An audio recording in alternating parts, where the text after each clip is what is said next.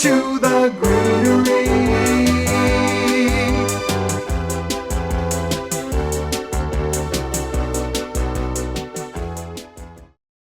Hi, my name is Kirsten Segler from the Greenery, and what we want to do in this segment is introduce you to foliage plants. And what I mean by that is plants that give off their impact simply with foliage color, shape, and texture.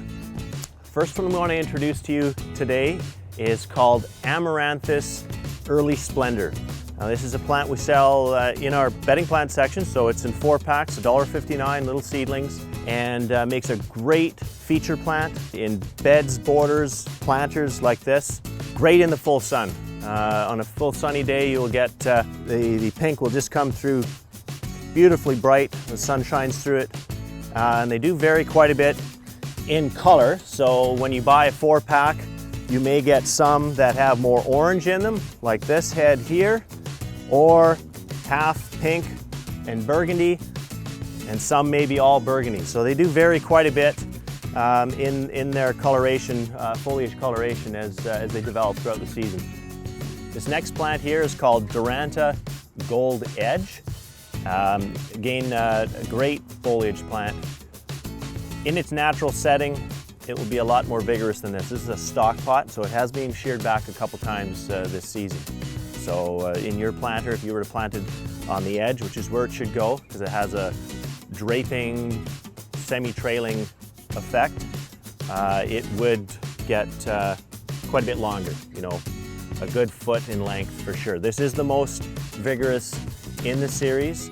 A couple other examples of this plant that we do sell have a little bit smaller leaves. One simply called variegated, so it has a dark green edge with lighter green down the middle. And this one's called lime, so it's all chartreuse. And this one obviously has a chartreuse on the outside.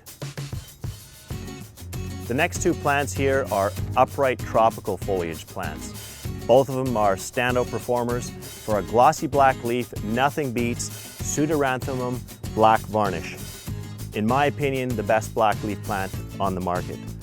Great centerpiece against other chartreuse type plants, and one of my favorites. Over here, Acalypha Tahiti has 3 tones of green in the leaves. No leaf is ever the same.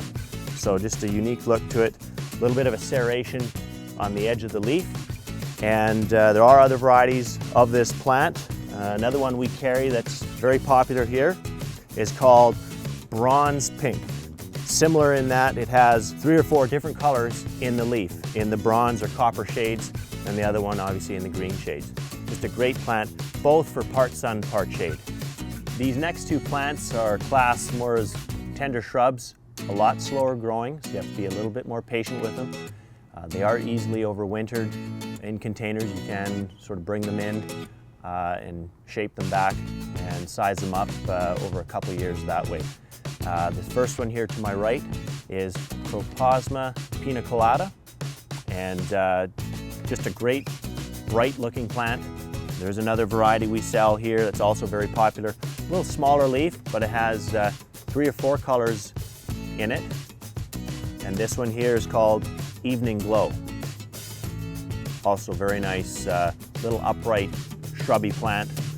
So you don't want to plant it too close to some vigorous type plants because it will get overtaken in that respect. Half day sun, half day shade again for this plant. To my left, Cistus Mickie. This is actually a shrub that would be hardy on our west coast. I know it's grown in Oregon, does have a blooming habit in the spring, but here we're selling it as a sort of a hardy basket stuffer foliage plant. Again, a nice chartreuse and green bicolor leaf, and just has sort of a soft, medium soft habit, sort of bushing out the front. Not nearly as vigorous as the Duranta we spoke about earlier, but just an all-around nice plant.